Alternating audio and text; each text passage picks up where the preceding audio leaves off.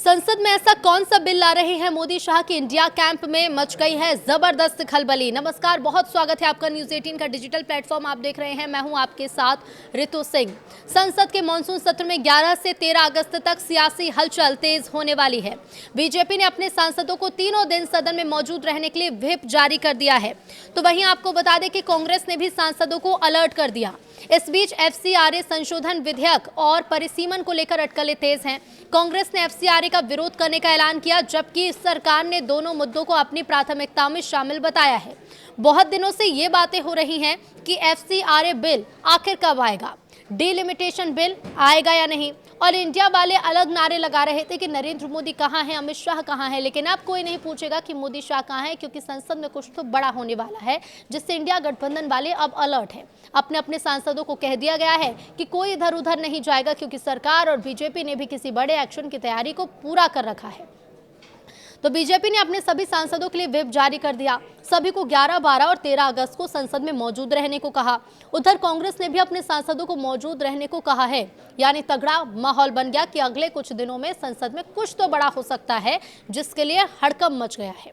Whip जारी हो रहे हैं। विपक्ष के हंगामे वाले तेवर को मोदी सरकार ने नंबर से जवाब देना शुरू कर दिया और अगले 4 दिन में होने वाला है जिससे विपक्ष की नींदें उड़ने वाली हैं। डिलिमिटेशन यानी कि परिसीमन और एफसीआरए यानी कि विदेशी चंदे वाले बिल पर सरकार ने कोई आधिकारिक घोषणा तो अभी नहीं की, लेकिन बीजेपी से लेकर कांग्रेस तक ने व्हिप जारी कर सभी सांसदों को संसद में मौजूद रहने के आदेश जरूर दे दिए।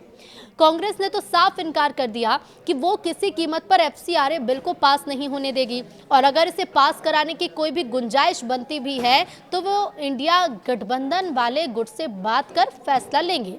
कांग्रेस के राष्ट्रीय अध्यक्ष मल्लिकार्जुन खड़गे ने यह कहा है कि एफसीआरए पर तो हम विरोध करने वाले हैं। दूसरी चीज, ऑल पार्टी मीटिंग बुलाकर, जो हमेशा फ्लोर लीडर की मीटिंग होती है, उसमें निर्णय लिया जाएगा।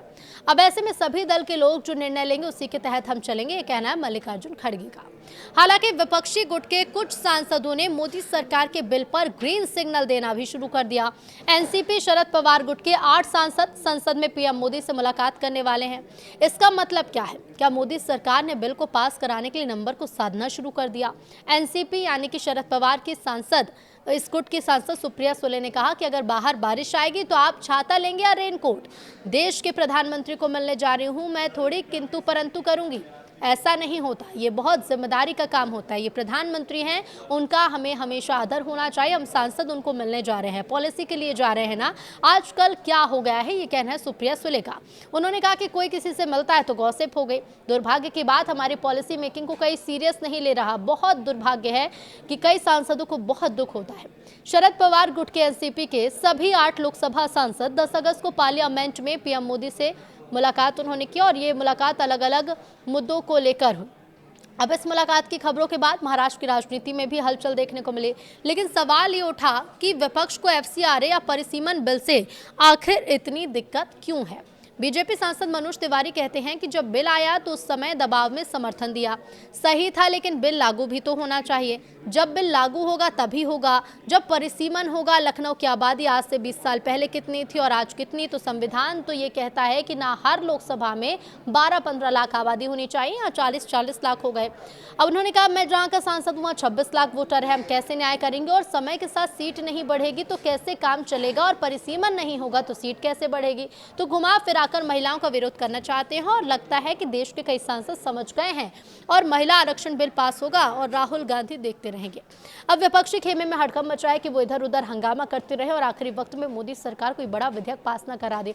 सरकार ने भले ही एफसीआरए, डिलिमिटेशन और महिला आरक्षण बिल पर कोई आधिकारिक घोषणा अभी तक नहीं की, लेकिन संसदीय कार्य मंत्री किरेन रिजिजू ने साफ कह दिया कि ये बिल सरकार की प्राथमिकता है। उन्होंने कहा कि दोनों विधेयक जरूर पेश होंगे, लेकिन कब पेश होंगे, कब पारित होंगे, इसकी जानकारी बाद में दी जाएगी। अब इसी बीच प्रधानमंत्री नरेंद्र मोदी की नए सांसदों के साथ बैठक और गृह मंत्री अमित शाह की अलग अलग दलों के सांसदों से मुलाकात ने सियासी हलचल को भी बढ़ा दिया, लेकिन संसद के गलियारों में सिर्फ एफसीआरए बिल की ही चर्चा नहीं है।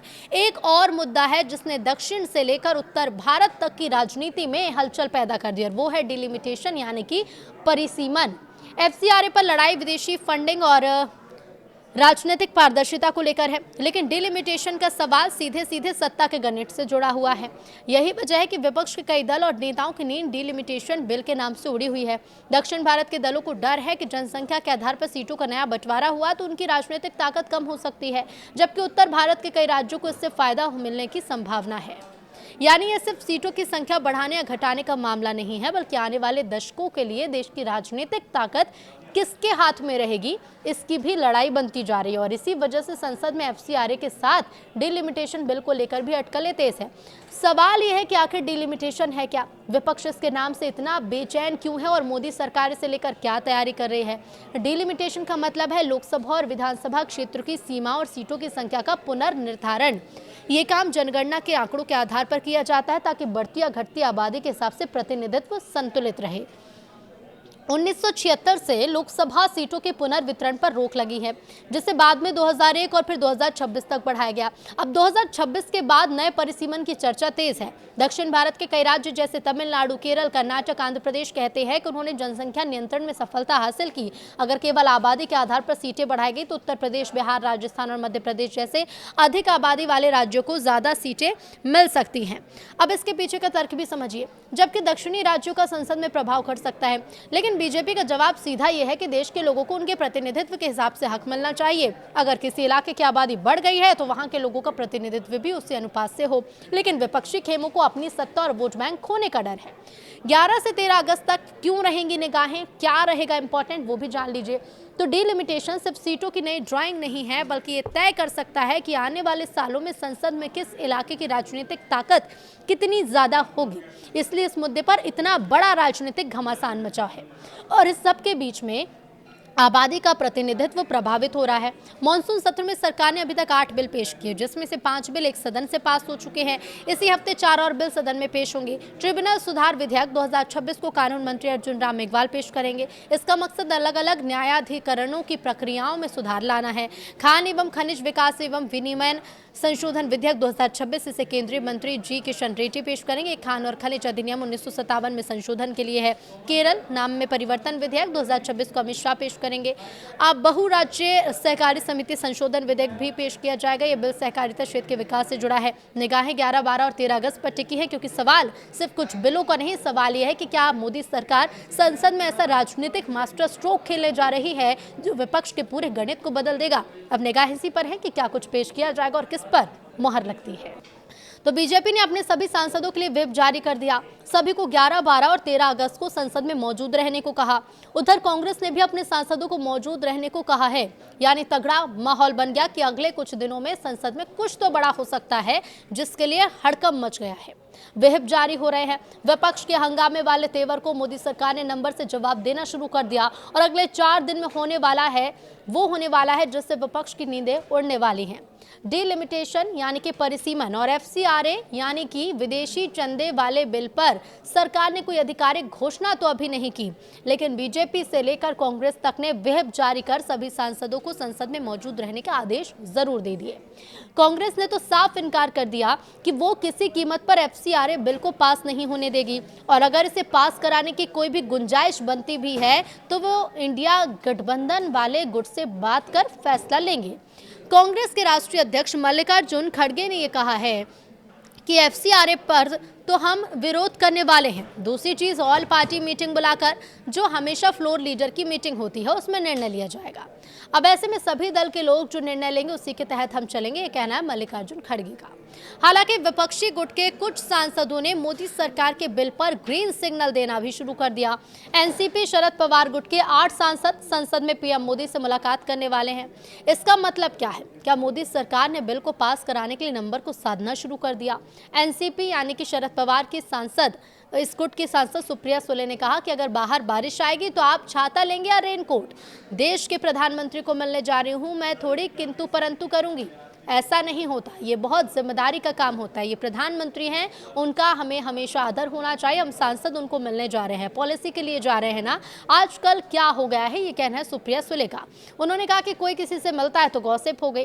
दुर्भाग्य की बात, हमारी पॉलिसी मेकिंग को कई सीरियस नहीं ले रहा। बहुत दुर्भाग्य है कि कई सांसदों को बहुत दुख होता है। शरद पवार गुट के एनसीपी के सभी 8 लोकसभा सांसद 10 अगस्त को पार्लियामेंट में पीएम मोदी से मुलाकात उन्होंने की और ये मुलाकात अलग अलग मुद्दों को लेकर हुई। अब इस मुलाकात की खबरों के बाद महाराष्ट्र की राजनीति में भी हलचल देखने को मिली, लेकिन सवाल ये उठा कि विपक्ष को एफसीआरए या परिसीमन बिल से आखिर इतनी दिक्कत क्यों है।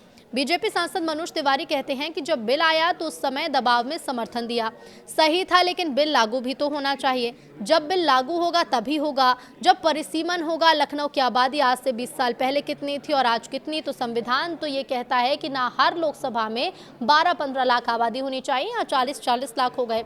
अब उन्होंने कहा, मैं जहाँ का सांसद हूँ वहाँ 26 लाख वोटर है, हम कैसे न्याय करेंगे, और समय के साथ सीट नहीं बढ़ेगी तो कैसे काम चलेगा, और परिसीमन नहीं होगा तो सीट कैसे बढ़ेगी। तो घुमा फिराकर महिलाओं का विरोध करना चाहते हैं और लगता है कि देश के कई सांसद समझ गए हैं और महिला आरक्षण बिल पास होगा और राहुल गांधी देखते रहेंगे।